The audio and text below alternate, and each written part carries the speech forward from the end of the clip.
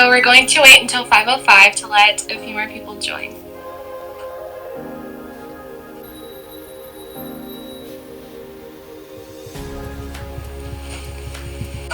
Okay, so hi everyone. Welcome to the Med and Tech hosted by You panel. We're going to begin now. And we do have one of our panelists. She's not here yet, so we're hoping that she will come in time for her presentation. But for now, let's just get started. Hi there, welcome to Med and Tech hosted by You panel. We are so glad that you guys are here, and we hope that today we'll be able to provide you guys with some more information on genetic editing, and that we'll be able to get a fun and rigorous discussion started on the ethics of gene editing. Have you ever wondered how gene editing works and how our future might look like with this technology implemented in everyday life? How will this change Canada's healthcare system or simply global healthcare? Today we hope to provide you guys with an experience similar to that one in-person presentation or workshop. We will try to answer our curiosities related to gene editing. We hope to welcome Dr. Brad and Iman, one of our wonderful panelists, who will be providing more insight on this topic. Let's get the presentation started.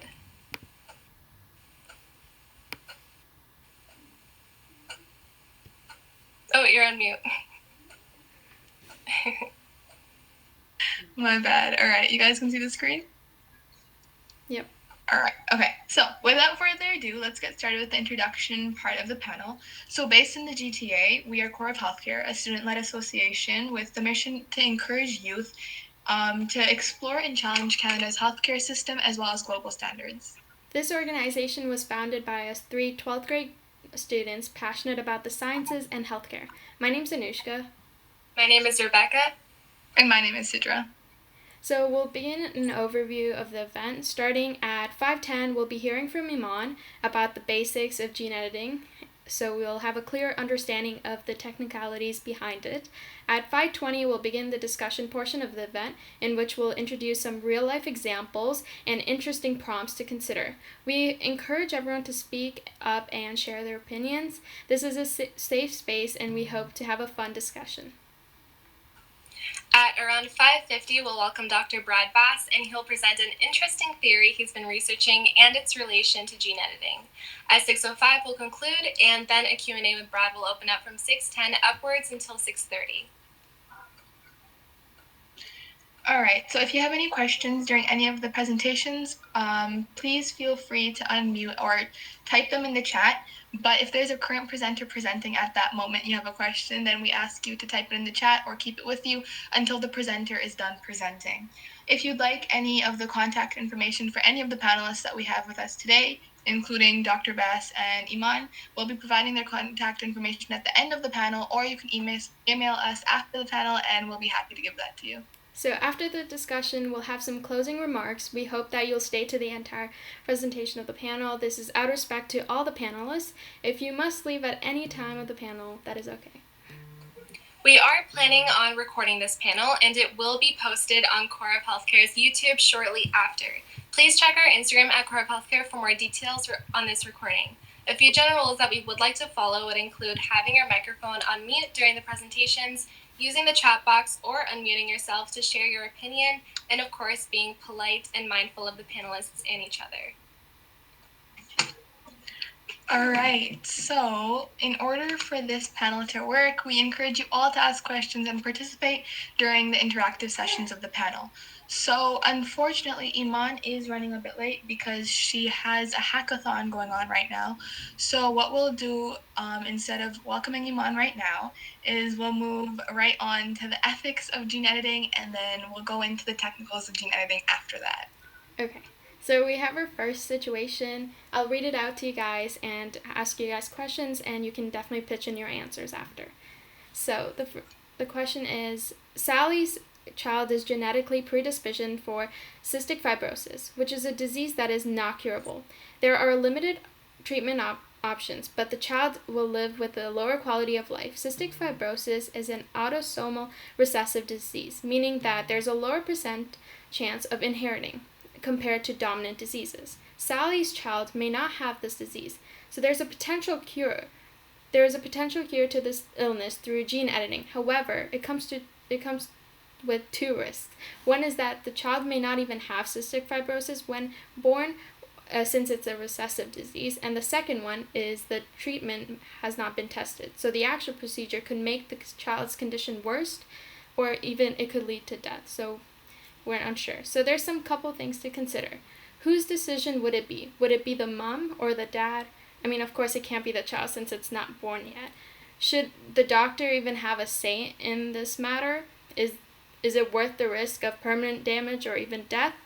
This is where the ethical aspect comes in. So if you guys have any opinions, definitely you can unmute your mic or type it in the chat. It's up to you guys. Of course, like we said, we want this to be a discussion, so please feel free to share your opinion. I think that would be I think it depends on the doctor's opinion. So if the doctor says it's safe, there's a likelihood that the child will be safe. And that if there is a high risk of the child having it, then they should go forward with it. But if there's no risk at all, then there's no point of genetically modifying the child for the benefit of nothing, and maybe having the chance of getting the child's condition even worse. I think that's a valuable point. I guess to counteract that, should the parents solely listen to the doctor, or should the doctor make the final say, I guess? I think it depends on I think first of all the doctor should have a say in it, but it depends on the parents is what they believe is correct and what's not. Because some parents might say it's not right, and it goes against some religions and some beliefs. So it depends on them, but the doctor should have a say in what should happen. Mm-hmm. I think that's fair. Okay, so that was just a bit of what's to come, I guess. So let's talk more about just ethics in general and how it relates to gene editing.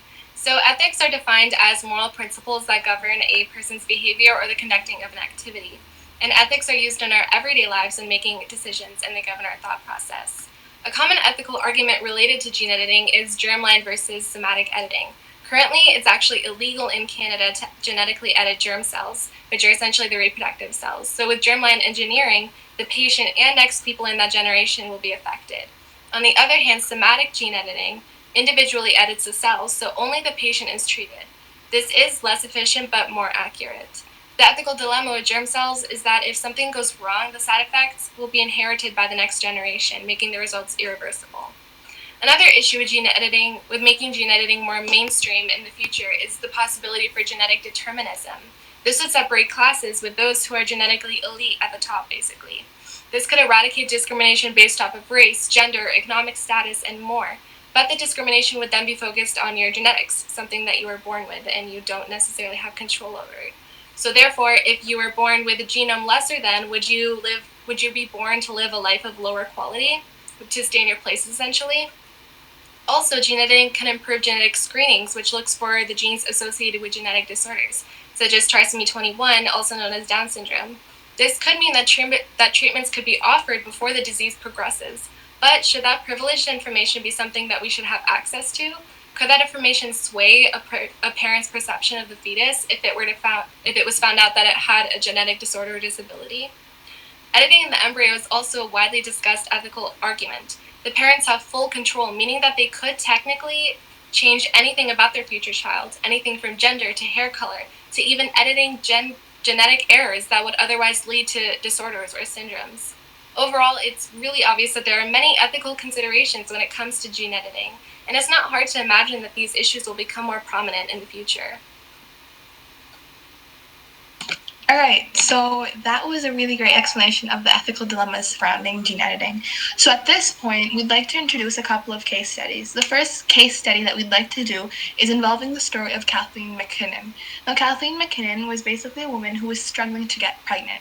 As many people who are struggling to get pregnant do, she opted for the treatment of IVF, in vitro fertilization.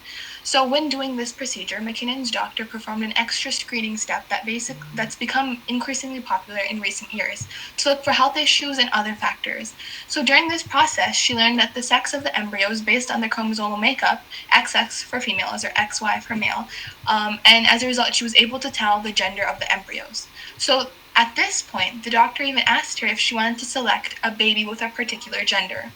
To many of us, I feel like this fact alone sounds very baffling, and it certainly was baffling to me that we were at the point that we're able to select the gender of our babies. But moving on with McKinnon's story, after some consideration for McKinnon and her husband, they decided to transfer the embryo not based on gender, but based on the one that had the best chance for a successful pregnancy. And so the embryo turned out to be a girl, and their daughter was born in June. However, that brings up the question of the procedure that the doctor wanted to ask McKinnon to go through, the selection of gender. So, surprisingly, fertility clinics are popping up across many countries that advertise gender selection. They're charging up to $20,000 per procedure, so per child.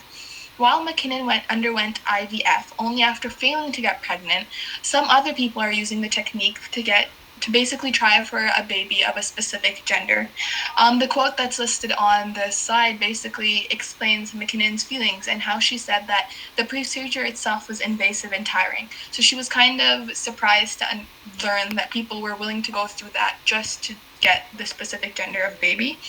So IVF specialist Dr. Jeffrey Steinberg was interviewed by a specific news channel. And if you'd like to read more about this story in particular, we will be providing links to our sources at the end of the presentation. But basically, Steinberg basically told the news channel that 85% of his patients came in not so they could get help with their pregnancy or any other issues, but rather to choose the sex of their baby. So I think when we're talking about this issue, we have to consider why people might be doing this.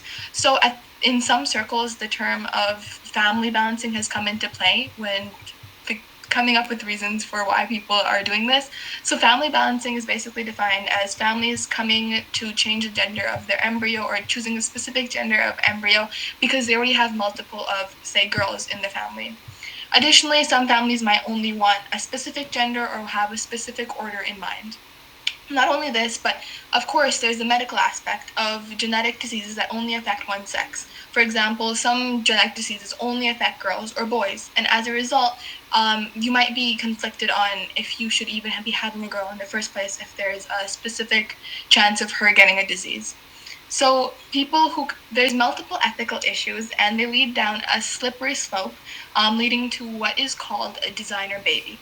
So a designer baby is where people are basically able to select from a checklist of traits about what type of child they would want to have. So in Steinberg Doctors Clinic, for example, they're starting to market cosmetic traits such as eye color, hair color, and stuff like that to the patients. And in the future, it might even be possible to predict certain behaviors such as intelligence or personality traits, right? So just because a family may want to transfer an embryo of a specific gender, that doesn't mean they're likely to try and select traits like eye color and hair color, stuff like that. And that's the basic logical reasoning that Steinberg uses, right?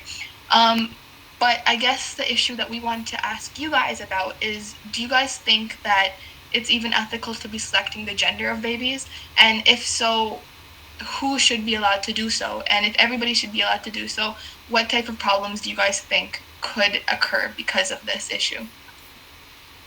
Anybody is free to answer. Yeah.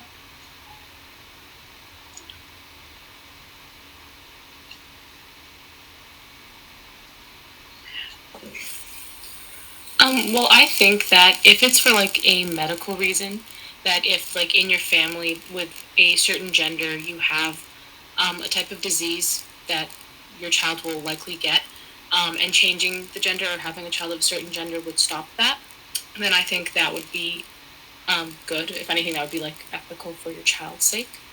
Um, but if well, first off, I feel like in a lot of cultures, they prefer to have one gender over the other, and that might cause more of one gender than others, which I think could pose a problem in certain areas of the world. And I think the fact that not everyone would be able to do it would cause a lot of unfairness. So I'm not sure about that. Yeah, I completely support that opinion. I think the problem that arose with, just having that for medical purposes was how do you regulate that though, right? Because there's always going to be those few people who don't follow that because it's legal, they can do it. Oh, I think we got a chat. They can do it on anybody. So there's that question too. I think I have a quote from Steinberg that actually addresses something like that. But Becca, do you want to read the chat while I try to find that? Oh, I think I'm on my phone, so I don't think I can view the full chat. I can read it. So. All right. Okay. So, okay, Anushka, go ahead. Oh, you can read it if you want. All right. So anytime that progressions in medicine are questioned for ethical reasons, I think we should look at history. Vaccines in this case could be considered unethical as they prevent disease or death from disease. Any thoughts? Huh. Yeah, so looking at history is definitely would be an interesting way to govern our decisions, I guess. Because, what I'm saying is that history repeats itself, but... I like the point you brought up about vaccines. That's definitely true. About how they could be considered ethical because they prevent death or disease. Interesting. All right. All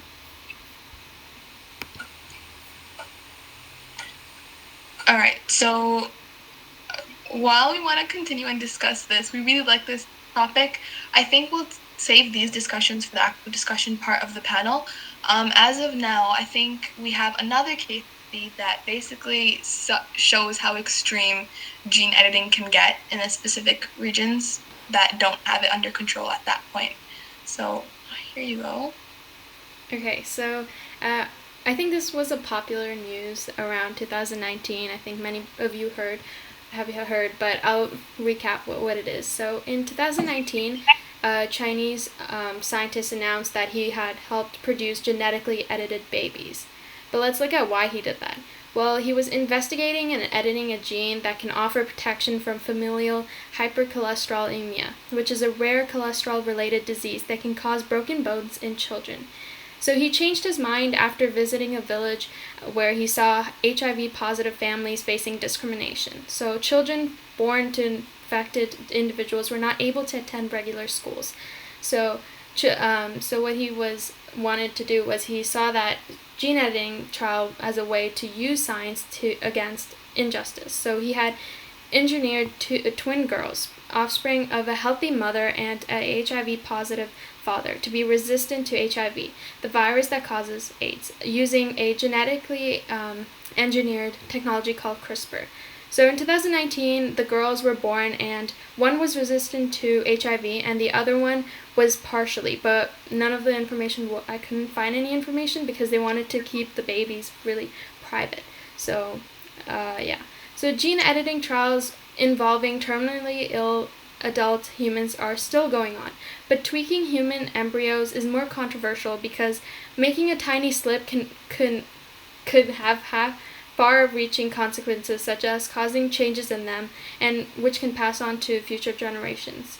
So there's a lot of ethical guidelines that he disregarded. For example, he faked father's blood test to avoid detection to HIV. He succumbed to the hopes of his patients against his own medical judgment and impregnated women too eager to conceive. So he's spending, I think, 3 years in jail and received a lifetime ban from working in the field of reproductive life sciences and applied for any research grants. So we want to hear your opinions. So what do you guys think about this? Do you think that this research was ethical or not? Should he have faced bigger consequences than just 3 years in jail or taking away his medical license? So you can voice your opinions now. I think what he did was not right. The way he did it without permission and the way he did it without signing consent forms or doing it in a proper manner, that should be wrong, and he should be jailed for that, which is shown. But having genetically modified for AIDS and other types of diseases which could hinder the child or hurt the child is perfect. I think it's fine. It just depends on the opinion of the person. But from my point of view, it's okay because it could save that child from years of torment and living in suffering all his life. But again, if it's dangerous, you should have multiple tests to see if it's fine. But other than that, I think it's fine. It's just on the judgment of the person, because this could help them throughout their lives and could bring end to AIDS and other diseases like that. Mm-hmm. I think I would agree with that, but to counter that, you said that we needed to have tests, right? We needed to get those tested. But those tests, a lot of the times it results in death, right? So perhaps it works for the first 5 years of the child's life, and then afterwards you realize, oh, the gene that they modified didn't work out, and then they have an unfortunate and sudden death, like maybe later on.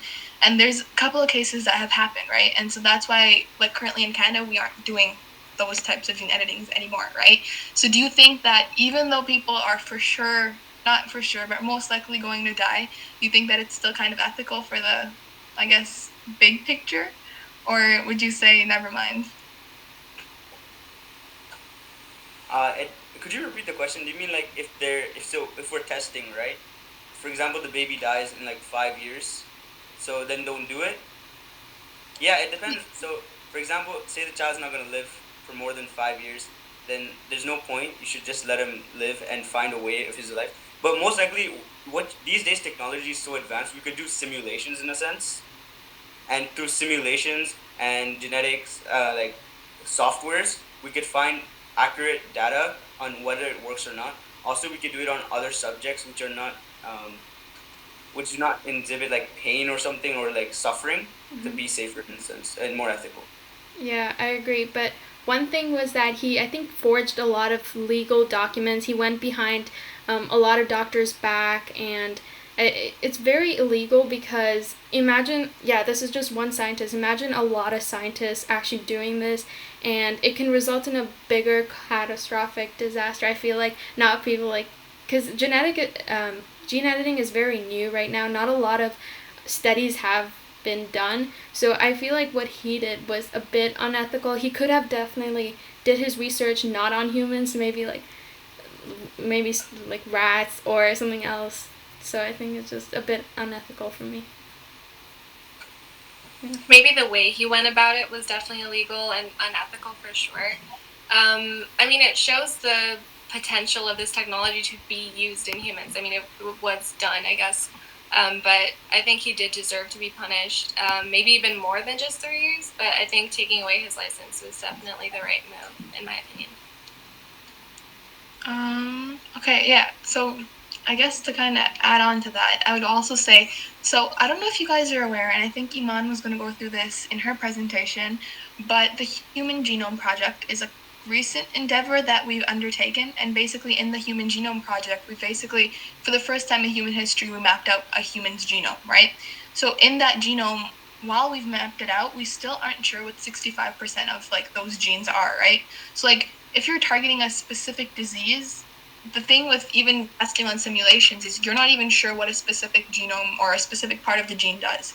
So that's kind of where a lot of the ethical issues come in, because sure, you could be maybe 50% accurate, 60% accurate, but there's never going to be like for certain 100% accuracy until you have those failed trials and ultimately basically deaths of people who don't deserve that. So I think that's also a major part of this problem specifically.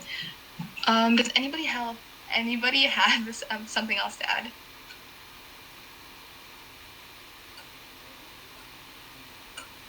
And I guess just to add on to that, I guess it also, so maybe you're saying that the technology isn't there yet to actually begin making major gene editing decisions in actual humans. But yeah, so I guess these are prompts that we're going to go into more detail now. So we're going to investigate gene editing and the ethics behind it through 3 different aspects. So let's start off with the medicinal aspect.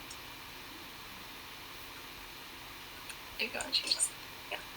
So I guess the first thing that we should ask is, what diseases do we target first? Should we use this expensive technology for diseases that already have treatments? Or should we use them for diseases that are non-curable or always lead to death? I think use them for diseases that we do not have cures for. For example, Huntington's disease, we can cure that with genetics and we know where it is. So I think we should focus on things that we do not know how to cure with genetics before we indulge in modifying everything else. I think another follow-up question to that is, how do we know which diseases are most important, I guess? Like, of course, are we going to be measuring based on the severity of the disease or based on how many people have that disease? Like, how are we going to be able to quantify the importance of which disease is more important and deserves our attention first. I think it depends on how it hurts the person and how it affects the person. For example, like Huntington's disease, once you get it, your whole neurological system is like collapsed in a sense, and you literally cannot do anything. But something, for example, like cancer, you can get over it with. It does inhibit you, but you can get over it with technology and so forth, and many other treatment paths. But some diseases that you cannot, like it destroys everything, and you person cannot move and is stuck to a wheelchair or is mute for the rest of life. I think that's when you have to maybe make a change with genetic. Are there any other opinions? Well, I was just thinking, I'm not sure if it should matter the severity or death count of the disease. I think they should assess which ones to like tackle first based off of which would be the most successful through this method. Like if you were to choose a disease that would have a high death count and is really severe, but it's not likely to work through this method, then I don't see much point, especially when it's very experimental at this point and it's really new at this point. So yeah, I think it should just be based off which one is the most likely to succeed. That's an interesting perspective, yeah. I actually haven't looked at it like that, so thanks for bringing that up. Okay, so anybody else before we move on to the next one? All right, okay, so I will move on to the next one. So number 2 is who should have access to this technology, and should this be those who need it or those who can afford it? And to follow up with those who need it or those who can afford it, as we said before, like even for the gender selection, it was $20,000 for one procedure, right? So those who need it, of course, it's gonna be expensive. So where is that money gonna come from if you say that those who need it should get it? Like, will it be taxpayers' money? Would it be privately funded, publicly funded? How would that work? Any opinions? I think it depends on what you're editing, right? It depends. So it's like, for example, like you're editing gender or something like that, then that should be privatized. That should be whoever can afford it, you go get it, because I don't think it's a necessity. You do not need it, right? But something like, for example, a disease that can hinder you, or that's life-threatening, or that the child will die as soon as it's born, or has an effect on the mother, then maybe that should be publicly funded. Like, for example, Canada has a free healthcare system. I think that should go into the healthcare system in a sense. But I think so. Okay, so you're saying that depends on which disease or how you are planning on using the gene editing. Yeah, basically, how you plan to use it. Okay. Would anyone else agree with that or disagree? I agree with Aman. I think it should be tackled the same way as the Canadian healthcare system. Whoever needs it the most, even whether or not they can afford it, should be able to have access to it for chance at life. Whereas if it's for changing the gender or like the color of the eyes, it should be tackled the same way as if you wanted cosmetic surgery, because it's not necessarily a necessity. See, the thing I'd bring up with that is, if, for example, you privatize designer babies, which I briefly mentioned before, babies who you can choose the intellect of, babies who you can choose the attractiveness of, basically, wouldn't that create an unfair rift in society in that sense?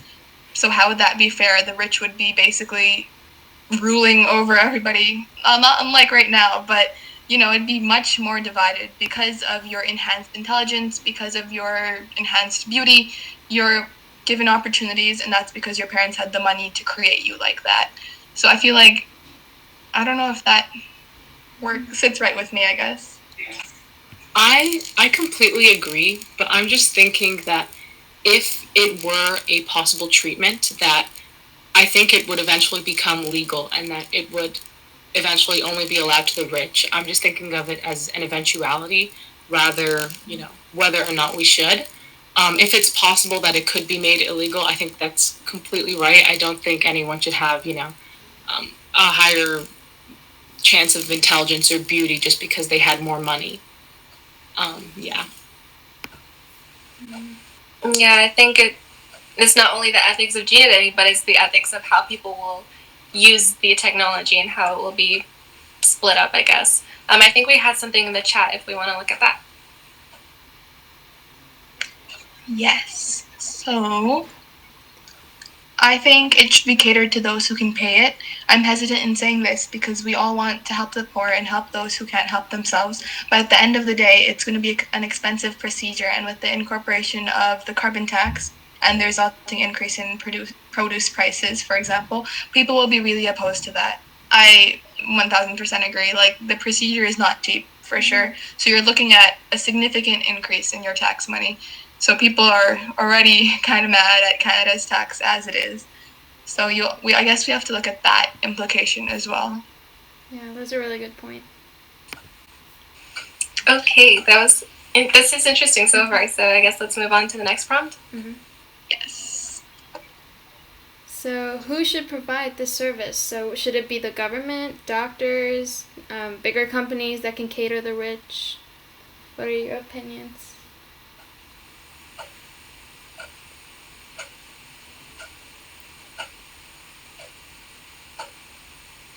I guess it's kind of a tough question. Yeah. I guess in my opinion, I think it should be government funded. Like, of course, it should still involve doctors and medical professionals because we want people who are qualified to do it. But I think that it should come from the government and from government healthcare organizations.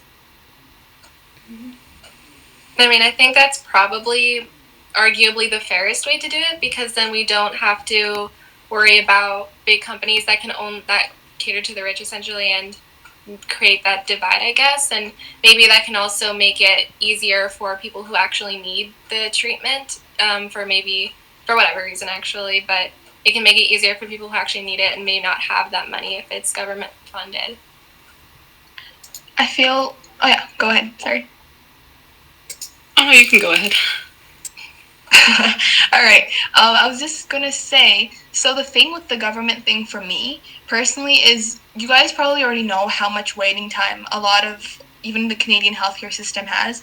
It's one of like the biggest faults, I guess, of the Canadian healthcare system, the waiting time that people have to endure to get their procedures done. So the thing for me about the government being in charge of this stuff is I think people will have to wait a long time to get even access to their turn in line, I guess. So would it be, I guess, easier to have multiple doctors having their own practices so people will be able to get that treatment as it'd be more widespread? Or do you guys think it's worth the wait for those who are, who have diseases, who have impending situations to wait for fairness?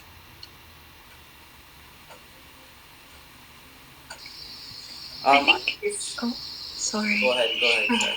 Okay, I was going to say normally I would say that it should be provided by the government, but I don't really see this being accessible to people who are more poor, or I think this is something that's only going to be accessible to rich people.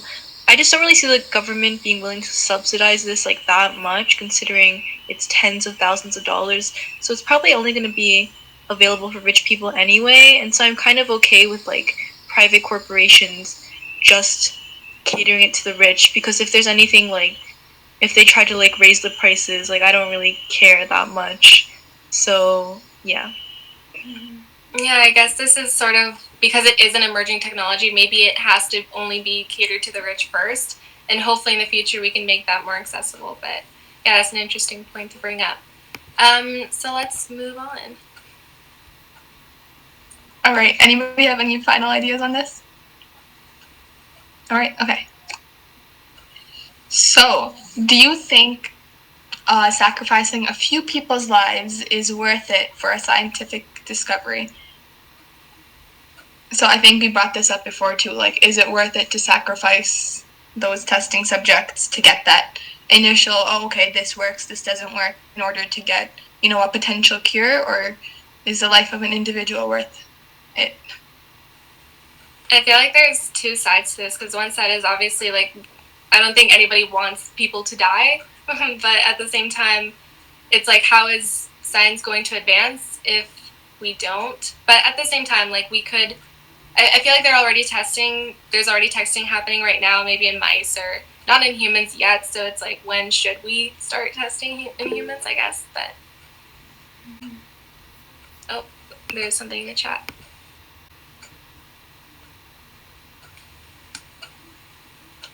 All right, I guess I'm the voice of Nancy. I hope I pronounced that right. So with that question, another question comes up. Who should choose which lives are worth it and which are not? That's we had that question too, so good job. Yeah, you're right. Who should choose which ones are worth it and which ones aren't? I feel like, Anna, I think you had something to say, but really quickly, I think we have to relate it to even now, the COVID-19 situation where, the beginning of this whole pandemic, people were like, the respirators, who should get access to the respirators when hospitals are full, right? So at the same, I feel like you can correlate to that too. Like, should it be the younger? Should it be the older? Should it be more at risk? Should it be those who have a severe situation? Again, there's no right answer, I guess. I think every life is important and every life should be equal. But like, it should be up to the person. Say, for example, they sign a waiver saying maybe it's okay for me to go for this gene editing for the greater good of humanity. In a sense, I think it's based on the person's opinion. But I don't think we should be experimenting on humans yet. Maybe try a different method. Maybe when it's like 98% or 99% like certain it works, then we should start testing on people. Yeah, so once again, going back to the idea that maybe the technology is just not there yet. But the thing again is, how are you going to be certain without those initial procedures, right? Again, the thing of you can't know it until you test it. Even if it's on mice or animals, they don't have the same genome as we do. So you're for sure going to have to test anyways. So that always comes back to that. I feel like we've cut Anna off so many times. So Anna, you can go ahead. Okay, no worries. I was just thinking that if one person were, I'm not saying that I want a person to die. Obviously, if that could be avoidable, that's like the number one priority. But if a couple of people's lives were to be sacrificed for a scientific discovery that could save thousands, it's kind of like a Dunkirk situation. Would you sacrifice a small army for the sake of, letting a much larger army survive to save more lives eventually? And I'm just thinking of this though as like, if it is like a grown person that can consent to these kind of like case studies and experiments, I'm not sure how you could apply these morals to like if it's an embryo or that. Oh, so Sarah wrote something in the chat. So she said, I don't think so. I think that giving up human life for the lives of others is a very slippery slope, even if it could have more benefit in the long run. So we should focus on developing technologies that aren't harmful to human life. For example, I don't think doctors should end people's lives if they can harvest organs to save more lives. Okay. So, and then Nancy brought up that it's like the trolley problem. And so that's definitely, very confusing. Yeah. So I think should we move on to the next aspect? Yes. So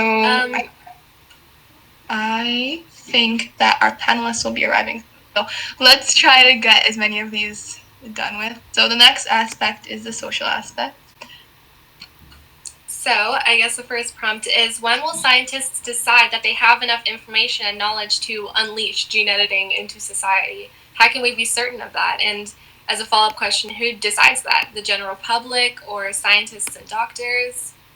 Any thoughts?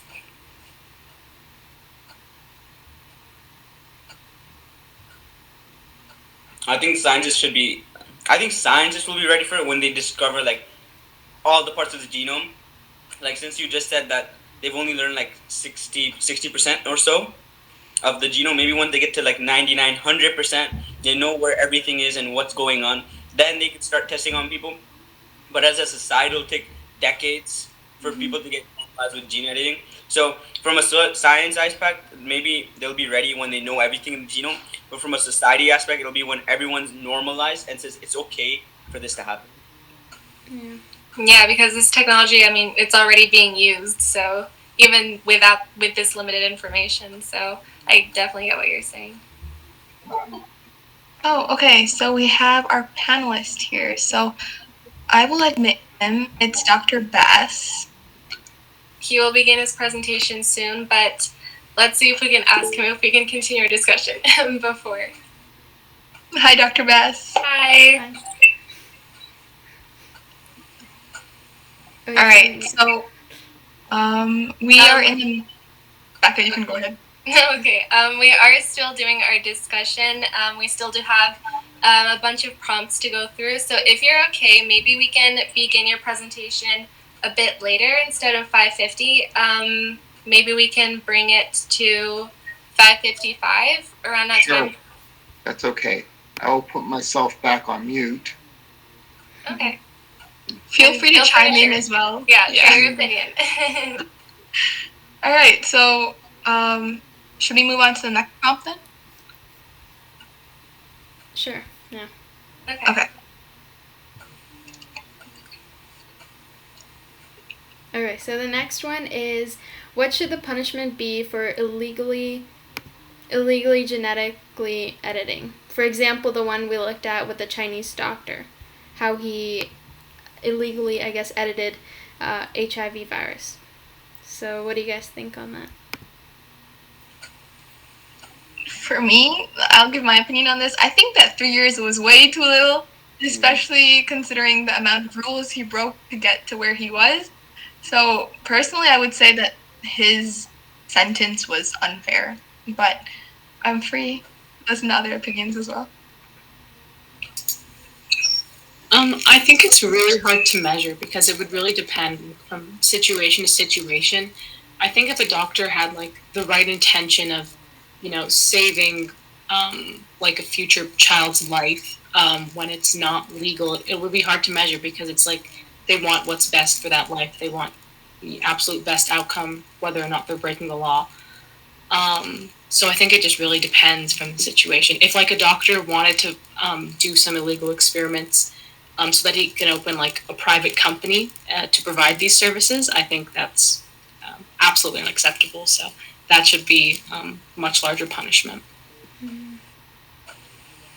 So you're saying it depends on, I guess, the intentions behind maybe a doctor's decision to genetically edit? Yeah, to an extent. I think like there's some like reason that you can have with it. If a doctor's doing something with the right intentions, but there's a very high chance that that embryo or that patient could die, then obviously that's not the right thing to do, and there's a reason why there's a law there. So even within that, it would also depend. Yeah, it's definitely complicated.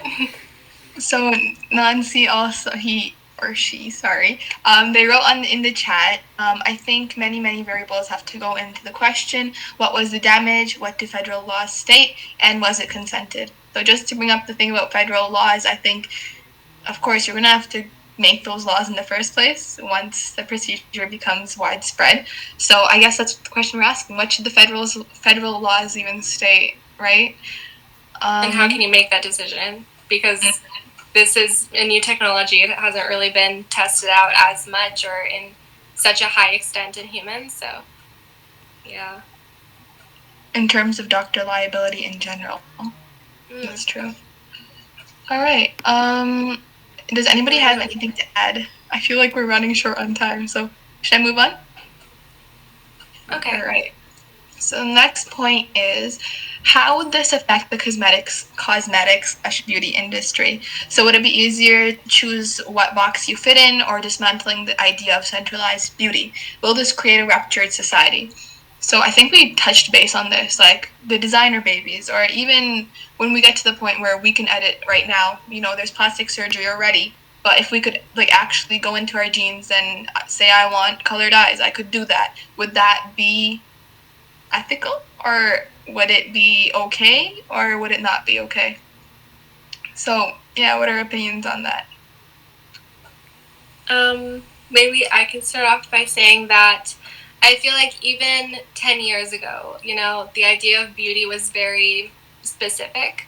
And I feel like even with like the rise of social media and, the internet and everything, we've made a lot of progress in redefining what beauty is and sort of being more accepting of people's bodies and people's gender and, you know, just beauty in general. So I feel like this technology could be used for good, but also for bad, you know, going back, maybe focusing on a very specific idea of beauty and sort of reversing the progress that we've made already. But yeah, that's my opinion.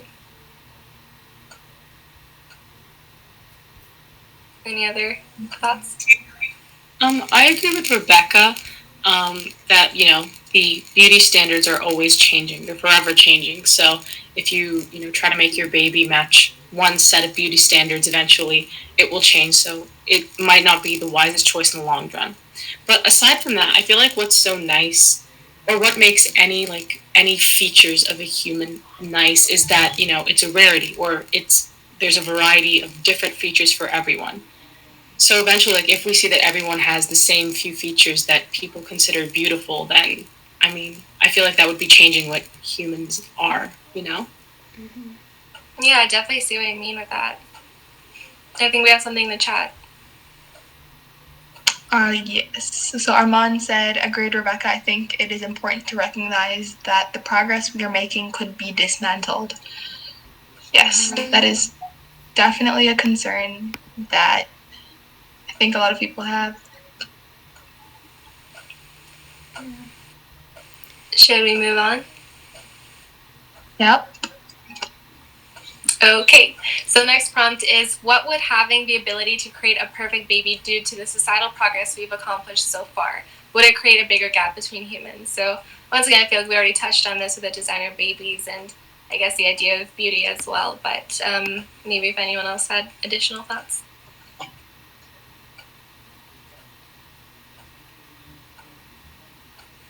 I think the society would distance us even more, as then you would be able to say, oh, you're like a genetically modified, perfect human being in a sense, and like you'd be able to discriminate genes with one person to another, because maybe it'll divide the society even more, saying that, oh, because you've been genetically modified as a person, you shouldn't be allowed to do this, or maybe it brings the argument of, I don't know, maybe a divide.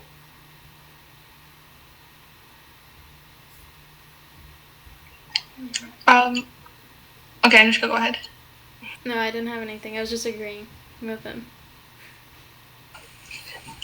So there's something in the chat, and Nancy says, I don't think that standard is rarity. I think that standard is wealth. For example, tans symbolize a lack of need to be at home doing work.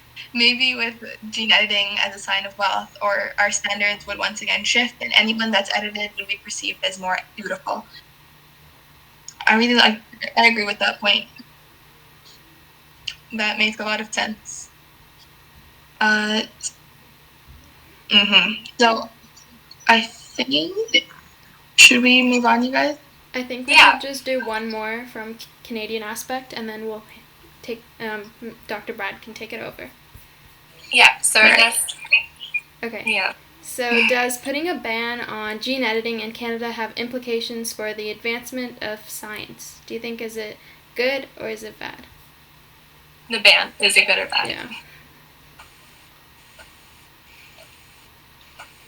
So I guess I can start off. So I think that the ban, because this technology is still so new, I think the ban is important. Like, it's there for a reason, you know, to prevent unethical uses of the technology. But I feel like at the same time, one could say it also limits like the advancement of science, for example. I know that there was this one doctor, when doing research, I found that there's this one doctor who disagrees with this ban and states that, you know, it doesn't allow for the progress of science. So I think there's good or bad, I guess, realizations or reasons for this ban. Yeah.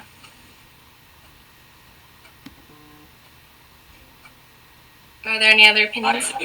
I think we shouldn't ban it until we really know the effects of it, or maybe till we really know what it's capable of. Then we should take the ban. But since it's in its infancy at the moment, I think the ban is stopping the progress of this technology. And maybe once it comes time for it to become mature, and then it becomes in the society, then we can take the decision: is it good or bad, and should we ban it or not? I think even in Canada, there's a difference between stem cell and germline cell editing, right? So even that comes into play. So should we allow one type of editing? Should we not allow this, ban both types of editing? Even that comes into play in this situation, I think. Okay, there was one that I really liked that I kind of wanted to get into, but I think we're running out of time. So what do you guys think we should do? Brad, would you be okay with one more prompt? Oh, I think you're on mute. I think he said yes. Okay. Okay. All right. So I like the GMO one. Is it this one? Yes. Okay. Mhm. Should I say it? Okay. So, should the labeling of GMOs be mandatory in Canada? Because currently there are no specific laws in Canada about labeling GMO foods differently. So GMO as in genetically modified organisms.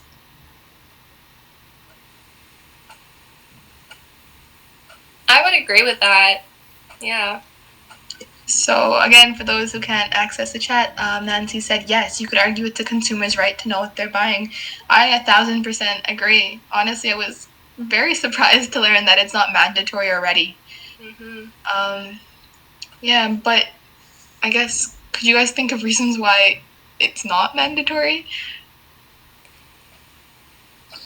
I think maybe like a lot of fruits and vegetables and stuff, like a lot of them are genetically modified. I think like bananas, for example, are genetically modified. So maybe if putting that label would like scare people away from buying it, when actually there's not really a valid harm, it'd more just be like people are just kind of scared because they don't know about it, but really it's pretty common. So that could be a reason. Yeah, like it sort of creates a divide, I guess, between foods that aren't genetically modified, but compared to GMOs. Any other thoughts? I just agree with that. I think from the company's perspective, they might lose a lot of customers because, maybe not a lot of people know what GMOs are or what that would entail. So naturally people would stray away from it. Even though that's a reason, though, I don't think that it's right. I think it should be mandatory. People have a right to know what they're putting into their bodies. Yeah. Oh, I think you're on mute. Sorry, I just said I agree. Okay, so if there are no other thoughts, I guess we'll get into Brad's presentation now.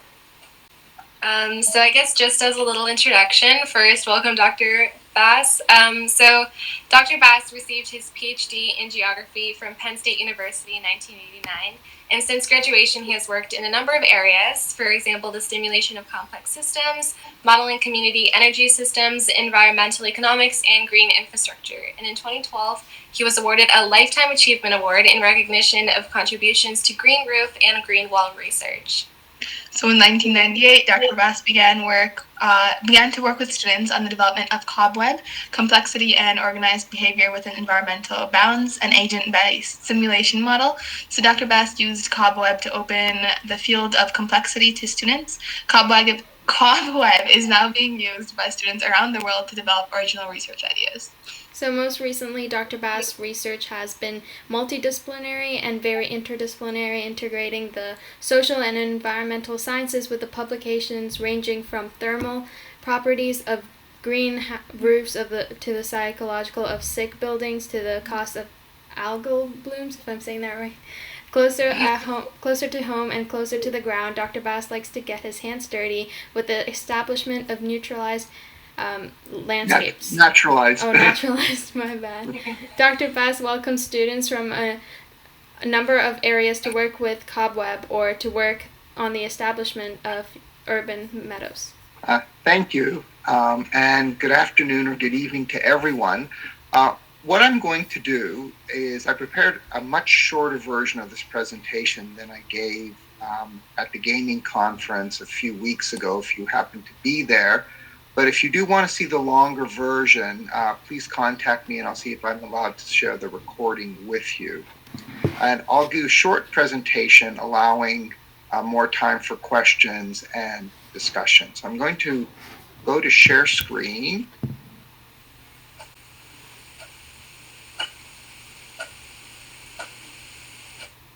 And I'm going to start the presentation. Okay, so talking about is something called the simulation hypothesis, but I'm going to focus it on its connections to gene editing, which I have to thank the Corps of Health staff for basically asking me to consider this direction. So the basic question of the simulation hypothesis is the universe we're living in a computer simulation? And in a sense, are we a computer simulation? This idea, I would argue, is quite old, but I don't have time to go into its roots. But in its current form, it was formulated by Nick Bostrom in 2003 in a paper, and it's really caught the imagination of a lot of physicists, philosophers, and computer scientists. So the hypothesis does not say we're living in a simulation.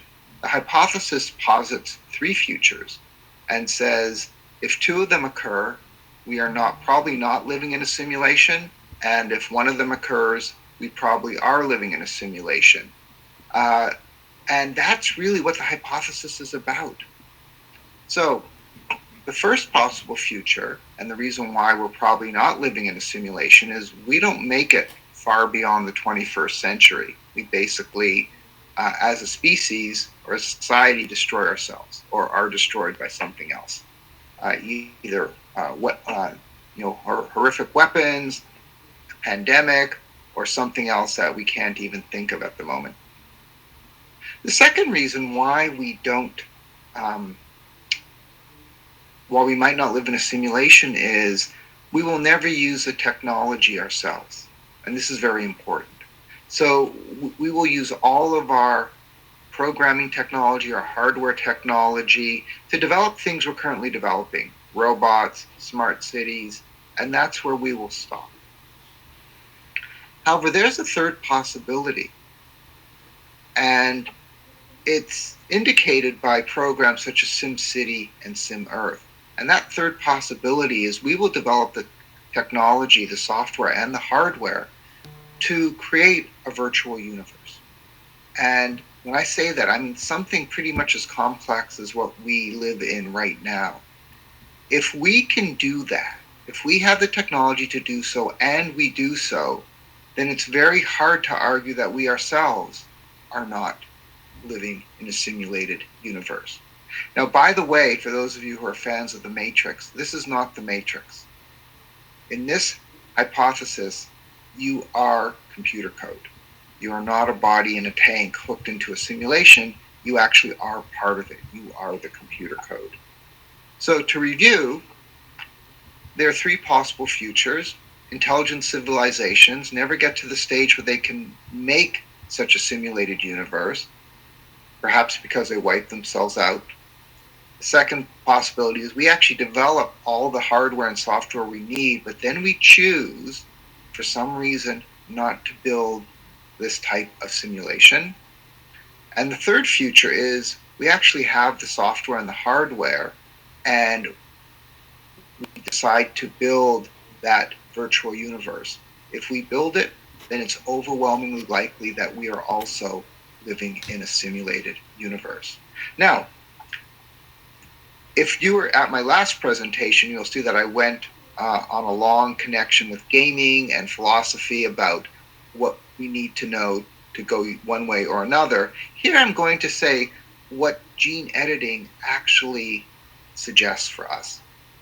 Now, the first really area I'm going into is information theory. Not in any detail, but it's the notion that basically the genetic code operates on an information basis. It's biological in some sense, but really it's information. It just basically says, hey, here's a set of instructions for building you. And I'm going to start with my own software, Cobweb, which I'm glad to see some of my students are here. Cobweb is what we call an agent-based simulation.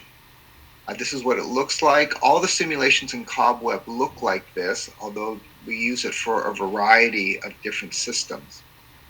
There are three main components in Cobweb: the environment itself, the resources, which provide food and energy, and in the middle, the agents, which we use to simulate all sorts of organisms.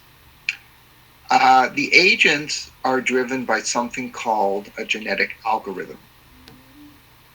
And the genetic algorithm, if you are familiar with the notion of trinucleotides and the role they play in the genetic code and genetics, you'll see it looks a lot like that. The genetic algorithm is a string of digits that use a logic very similar to what you see in biology to keep evolving.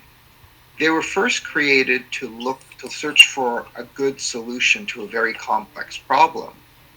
Mr. Bad, Yes. I'm so sorry to bother you, to interrupt you, but I don't think we can see your slides changing.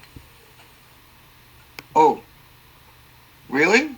I think it's still stuck on the title page. Wow. Okay. Let me. Thank you for letting me know that before I got too much further. Okay. So you can see that. Let me stay in the work mode and not go to the presentation mode. Can you see that? Yeah, I can see that right now. Okay. So basically, there's Nick Bostrom, who I mentioned created the simulation hypothesis. There's our first reason why we are not in a simulation, because we destroy ourselves. We never develop the technology. The second reason is we develop the hardware and software, but we don't use it to build a virtual universe. And in the third future, that's exactly what we do. So to review, the simulation hypothesis says there are three possible futures. If we choose path 3, then it's highly likely we are living in a simulated universe, because if we can build one, then you cannot argue that we ourselves are not part of another one. Now, I can throw in this slide. I wasn't going to. This is where the direction I went into my previous talk, because we actually do learn a lot from video games. But the one point I want to make is there's a fellow named Rizwan Virk, and Virk basically broke down the 10 steps in the development of technology that we need to accomplish in order to build a virtual universe, and we're halfway there. Then I mentioned the role of information. So basically, genetics is information, and this is why information theory has become very popular in biology. I talked about our own program, Cobweb, and I'll just go back to sharing for a moment just so you can see what a Cobweb, actually it won't let me, a Cobweb screen looks like. And then let me escape again so I can. So there are three elements to Cobweb. I was drawing attention to the agents. Those are the things that actually have brains. They make decisions. They represent everything from a virus to a person, depending on the simulation. There's no limit to the different types of viruses, people, bacteria, etc. And there's no limit to how you combine those things within a simulation. So you can have both a virus and the people that are infected and the mosquito that carries that virus or bacteria all in the same simulation. The genetic algorithms that power the agents are very much like genes, and the code of the genetic algorithm operates very much like a genetic code. So there's a reason why it's called a genetic algorithm. It very much behaves, it mimics what we knew about genes at the time, which was in the 90s when it was developed, actually the 80s, the 1980s. Now, what's interesting is genetic code is information. It's based on words made of 3 nucleotides. They're called codons, and you can find online whole videos, courses on how you read one of these charts. This is the information basis of genetics. If you take genetics, this is a lot of what you'll be doing, as opposed to hardcore chemistry, physics, etc. Okay, I have to scroll a bit down. Now, one of the features of information theory is something called algorithmic information theory. And the only thing I want to get at is if you have a long string of information, but you can compress it, meaning that you can describe what it is with a very short string of information, then it has what's called a low complexity. So the genetic code is basically based on 4 letters. If you have a string of 4 letters, but you can express what it is with a very short piece of information, then it allows us to compress the genetic code, which is something we need to do for computer programming.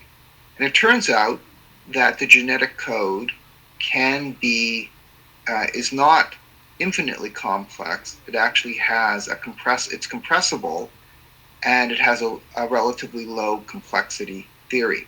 This is important because now that we know this, we know that we can put it into computer code.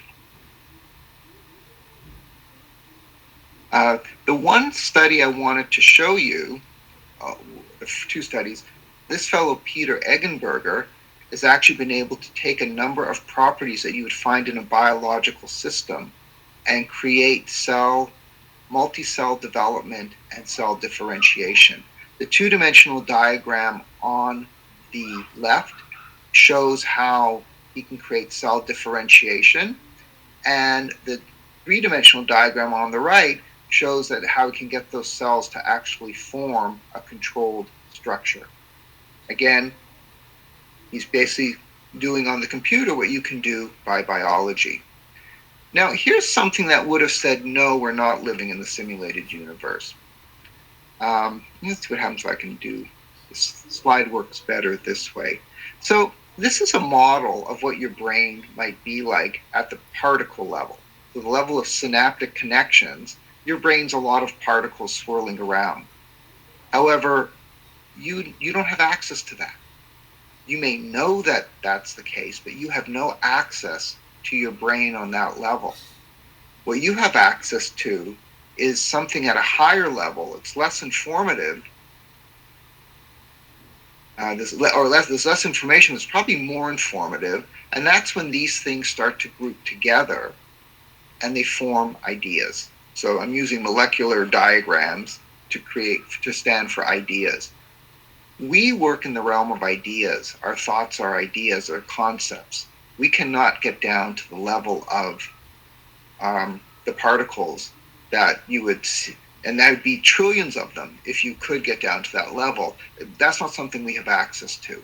So given the complexity of what our brain would look like at the molecular level, it's always assumed, if that's the case, there's no way we could actually build a computer program to do that. And so therefore, getting to a simulated universe would be virtually impossible. However, there's a new field called molecular dynamic simulation, and this is particularly relevant to gene editing because this is where it's being used quite a bit. This recent work by Liu and Zhou uses molecular dynamics, and they are simulating the interactions of 280,000 atoms. Now, that's not anywhere near what we have in the brain, but the fact that they can do hundreds of thousands of interacting particles is a tremendous advance in computing. And what did they do? They actually used their computer model to solve problems that we cannot solve in the lab. And one of the big problems was where the edits should occur if you're going to edit a gene, especially with CRISPR. And do we create blunt ends or staggered ends? This may not seem important to you, but it's actually an important unresolved question in gene editing. And it turns out we create staggered ends, which is really important because it's much easier to control the DNA if the end is staggered and not blunt. So the two important conclusions from this work is one, where we can already simulate the interactions of hundreds of thousands of particles, and we can answer questions with computer models that we cannot answer in the lab. So we need to push the computer programming further to answer some of these questions. So concluding the second part of the simulation, genes are information that provide instructions to create structures, meaning us. Biologically, we create the new genes for our children.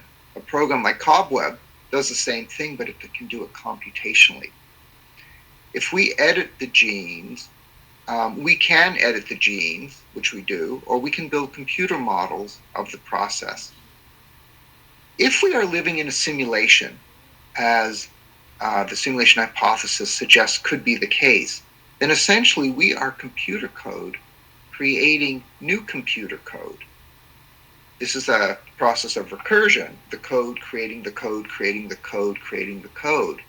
But this is exactly what we're already doing in a simpler program such as Cobweb. We allow code to create code. So I want to now go on to some of the ethical considerations that I've been able to make in terms of connecting gene editing with simulation theory.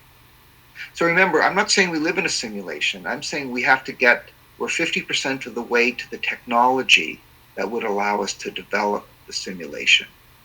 But as closer we get, the higher the probability that, in fact, we ourselves are also living in a computer simulation. By the way, there are physicists who have basically decided there are certain features to look for that they can detect, or they will be able to detect soon, that would also increase the likelihood that we're living in a simulation. So, first ethical consideration, the ethics of gene editing. This was a hard one for me because if we are living in a simulation and code needs to create code, if you had to stop Cobweb every time children were born in order to create their genetic code, we would have never gotten out of the first version of Cobweb in 1999. We might even still be running the very first model. Similarly, if we're living in a simulation, they had to stop the simulation every time we had children to create the genetic code, it would be a very inefficient way of coding, but would also not allow them to observe what's going on. So my thought is, if we're in a simulation, the ethical questions about gene editing might become mute because the logic of the system is going to drive the decision. So the decision will be within the system, not outside of the system. But I think there are other ethical considerations. I think the first one is what I call the existentialist consideration. If you were to suspect that you are nothing more than computer code, what does it say for the meaning of life? And here's a more humorous version of that. Now, this bothered me quite a bit. I mean, does this really mean to say that life has no meaning because we're just somebody else's program? I would argue that the question of the meaning of life has always been a major question, no matter what your beliefs. It doesn't go away if, in fact, you now believe we're computer code.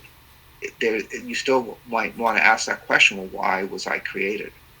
When atheism first became, a more of a major way of thinking about the world, atheists had to answer this question as well. If there is no God, does life have any meaning? And it's one of the major arguments against atheism. The next ethical consideration is we might, sorry, I'm not sure you can see these slides, so I'm going to go back. just to make sure you can see them.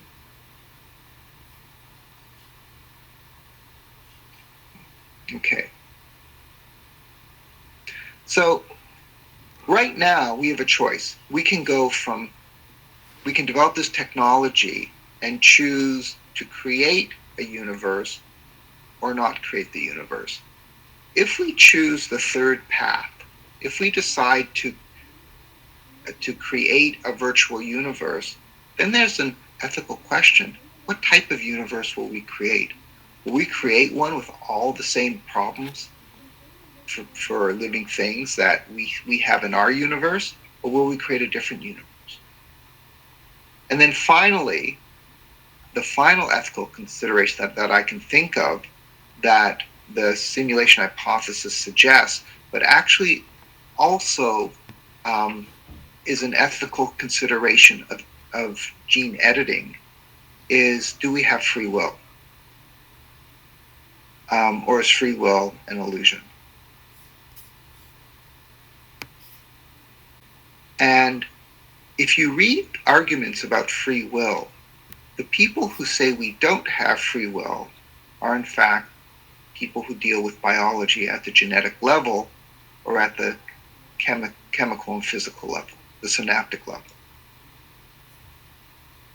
So I think that's a major ethical consideration of gene editing, but it's also one of the simulation hypothesis. It's where they come together, both asking that, forcing us to ask this question: if we are part of a simulation, or if we are controlled by our genetics, do we have free will? And with that, can you see this slide?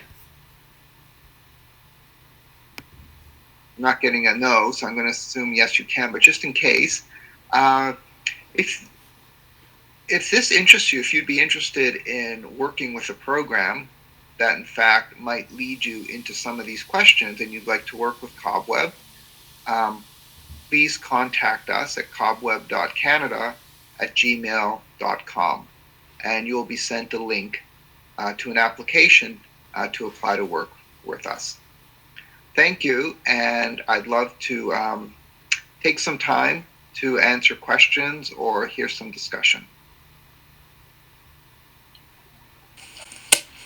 Well, thank you for that very interesting presentation. It's definitely an interesting theory and how it relates to gene editing. I think the connection between gene editing and simulation theory is definitely interesting to consider.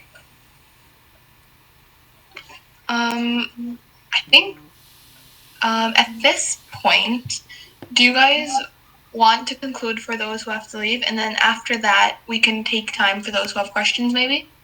Would that work for you, Dr. Bess? Well, since it's almost 6:30, why don't we see if there are questions? And I would say if people need to leave, they can leave. But I didn't want to go on forever with questions, so I only really hope we can go on for about maybe 10 minutes. Okay. Yeah, for sure. All right. So at this point, we're opening it up for questions. If anybody has any questions, please feel free to ask. I think that we had a couple of questions listed for you to begin with. Yeah. So let me ask. Let me just respond to one. There is a question there that you may not see. And Erica, yes, you're right. I was using the carinium in the slide about the particles and the ideas. my version of that. So for those of you who are reading Douglas Hofstadter, his books, you will know what that is. And if you don't know what that is, it's certainly a reason to read his books. It's a fascinating concept. There isn't a lot of it online. It's one of the things you can only really get from a book. Okay. All right. So I asked you this in our personal meeting, but I guess for everybody else, in this scenario, would you say that our genes are artificially intelligent? So this is a really good question. If you say we have free will, it becomes less likely. But it turns out there are three major theories of consciousness. in only one of them might your genes have intelligence. So it sounds like the simulation hypothesis all over again, but they're not connected. If it depends where the fundamental unit of intelligence lies. If the fundamental unit of intelligence lies with the atom, which is one of the schools of thought, then I would say yes, there is possibly at least some level of consciousness to a gene, which then could imply some level of intelligence. That's a theory of consciousness called panpsychism, and it may sound weird, but it is a major idea in philosophy and neuroscience. It's a fascinating idea as well. It's probably the other two don't sound anywhere near as interesting, although all three of them are quite interesting. So if you want your genes to be intelligent, first of all, they're not artificially intelligent. They would be intelligent. Let's assume we don't know about the simulation. You really need to become a panpsychist. And just, to make you feel better, some of the greatest thinkers in our history, Leibniz, who created calculus, Spinoza, they were probably panpsychists. If you could prove panpsychism, that's a good question. How would it change our approach to gene editing? That's something that you guys, I'm too old to worry about that. I think by the time that all the ethical decisions are cleared out and the laws are in place for gene editing, I may not see it. I'll be too old to benefit. Nancy, that's something you're going to have to answer. But basically, we already play with atoms. So the idea of panpsychism, yes, the fundamental unit of consciousness lies in the atom, but that doesn't mean the atom has our consciousness. It's not the same. It's just an atom will have some consciousness. So I know the question becomes, and I've heard some panpsychists talk about why they're not vegetarians. And it's basically because there's some level of consciousness in a plant, and they don't see any reason to treat it differently than an animal, to treat it with less respect than an animal. So Nancy, maybe maybe the idea that yes, there's some level of consciousness in a gene might suggest that you don't want to edit it. How would you distinguish different types? That's a question that I don't think they can answer yet, and so I can't give you an answer on that one either. I think a really good introduction to this does not come from philosophy, but comes from a fellow named Kevin Kelly, who's the editor of Wired. He wrote a book called, I can't remember the title, but it's about the 12 major trends that are going to influence your lives. The first one is on artificial intelligence. And in one page, he defines 10 different types of intelligence that are all very different. And I think if you read through that, you'll get a sense, okay, maybe one of those really would apply to something like an atom. But I don't know how to distinguish between. First of all, I don't know if I can't say I'm a panpsychist. So, but if I was, I still don't know if I could say what an atom is actually conscious and aware of versus a gene versus a plant versus your dog versus myself. I think the only way is you start with what you know. If you have a pet, ask yourself, how much consciousness does your pet have? How much awareness does your dog or cat have? And then you can start to think downwards. And then you're really doing philosophy. Yes, if you're interested in the book, which is called I'm a Strange Loop, where some of this is discussed, you can join our Friday morning discussion group. As long as you can be ready to go for 6:30 a.m., we'd welcome your input. All right, yeah. If anybody has any more questions. Nancy, you're a strange loop. We all are. All right. Any more questions, you guys? I think I had one. So I feel like before your presentation so far, we've been talking more about testing gene editing and advancing this technology in labs and through live beings. So, I'm hearing from your presentation that you're suggesting that an interesting alternative would be where computing is used. So, do you think that computers will play a significant role in advancing gene editing? Yeah, I think they will. It's not that they'll do it. I don't. Although I suppose you could build robots that could do the work that we do in the lab. No, but as we're finding out, computers can already answer answer questions about gene editing that we haven't been able to answer in any other way. So the fact that we now know, yes, gene editing produces staggered edges, not blunt edges. That was an unresolved question. Now it's resolved, and it was resolved through a computer model. So the way in which the cells and processes in the cells work to create structures, I think, is going to in part also be pushed forward by computer modeling, not just work in the lab. So I don't know if we can switch, if we can sort of say, let's just use computer models. I won't go that far, but I think what we can learn from computer modeling will help advance that field, and it will answer some of the questions that we can't answer or don't want to answer in the lab. I mean, the nice thing about a computer model is nobody gets hurt. There may be ethical considerations because of the answer you get and what you do with the answer, but at least you're not experimenting on people or animals, or if you're a panpsychist, even on atoms. Well, you are experimenting on atoms with a computer. You are, but I won't go there. Yeah.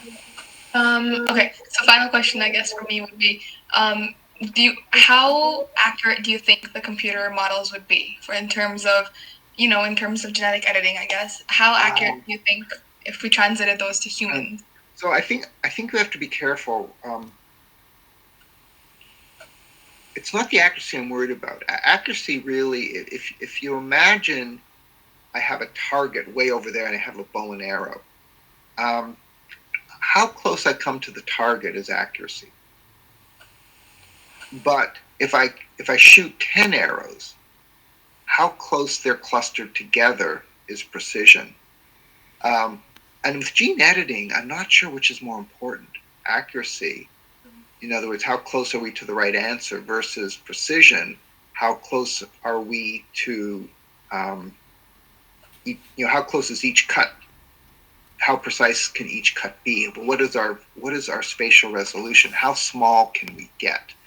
And I don't know the answer to that one. I don't know if the computer models. So I think the computer models will be accurate. I think being accurate may not be the issue, but I'm not sure if they'll help us with precision. Or precision may not be a problem. Maybe it'll be very easy to get down to a very small scale with the computer model. But we may not know whether we have the right answer until we try it on. Ultimately, a computer model is not the answer. If you had to rely on a computer model for the COVID vaccine, you still wouldn't know if it's safe or effective. It just you still would want to try it on people to make sure. So I think that there are limitations to computer modeling. They're really great. Models are really great when you say, look, I want to explore the possible futures. Or I think I have a pretty good description of my system, and I want to look at some what-if questions. What if we took this component out? What if we made it stronger? Those are relatively easy to do with a computer model and good questions to ask with the computer model. Questions such as, are we doing the right thing? I don't think you can ask. Questions are, is this what really will, is this safe? I don't think you can really ask. Even they can be misused even to say I have a prediction of the future. I'm not sure you can really say this is a prediction versus saying it's a plausible future. It's one where the future can evolve. Yeah, okay, yeah. I really like the way you brought up accuracy and precision. So my mind was blown. Yeah, it's and I think with computer models we can get very precise. But you're right about the accuracy. We'll the only way we know if they're accurate is if we have real data to base it on. And as we get more and more into using big data, which by the way has all the same ethical considerations you've been talking about with gene editing. So as we get more and more into our ability to use big data on people, and as you willingly give up your data, which your generation seems much more willing to do, then you're going to eventually raise the same ethical considerations as you just discussed. So it's a very relevant discussion because it will extend to other technologies that we might use within the medical field. And by the way, just so you know, I think big data on the whole is beneficial for our ability to cure a lot of diseases that we can no longer cure. On the whole, I think the ethical question of big data says, yes, we want to use it.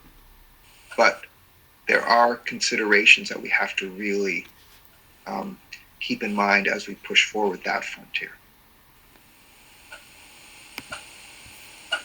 That's another presentation. Yeah. But I like how you brought that in as well. It's another very controversial issue. Yes, that can be your next forum. For sure. Okay, so I know we've run a little bit long. Yeah, exactly. If nobody else has any questions, we can continue.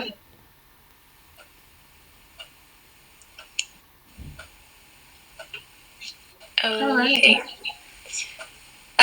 So I guess we'll move on to our conclusion now. So we'd just like to thank everyone for attending the panel, and we had a really interesting discussion. I know I definitely enjoyed it. And as well, we'd like to give a huge thank you to our wonderful panelist for taking the time out of his busy schedule to provide more insight on gene editing. Unfortunately, our other panelists couldn't come. I mean, I don't know what happened, but we'll be... Hopefully, maybe we can get a recording of her part of the presentation and we can include it in the video that will be uploaded to our YouTube channel. But I guess we'll have to keep you updated on that. Yes. Again, thank you so much, Dr. Bass. I found that presentation super engaging and entertaining. I think I'll for sure be doing some more research into a lot of the stuff that you talked about. So a little bit more about CoreUp Healthcare. Before we leave, in the future, CoreUp Healthcare would like to continue hosting panels and launch new initiatives targeted towards youth in Canada who are interested in the medical field.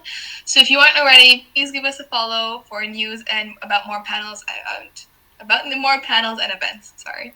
So we really appreciate everyone who attended this panel. Hope you found this event really informational. Please take a moment to just fill out the feedback form. I'll put it on the chat, as well as if you don't get a chance, I'll also email everyone so you get it. And yeah, thank you so much everyone for attending this panel. Thank you, Mr. Barrett. Thank you. Thank you. And good luck with what you're doing. And I hope soon we can actually be meeting at Sheridan College or Mississauga City Hall. Or one of your Meadowvale Community Center. That would be yeah. I mean, hopefully that can be something that happens. Yeah. Okay. Thank you. Thank you so much. Thank you. Bye. Bye, everyone. Bye, guys. Bye.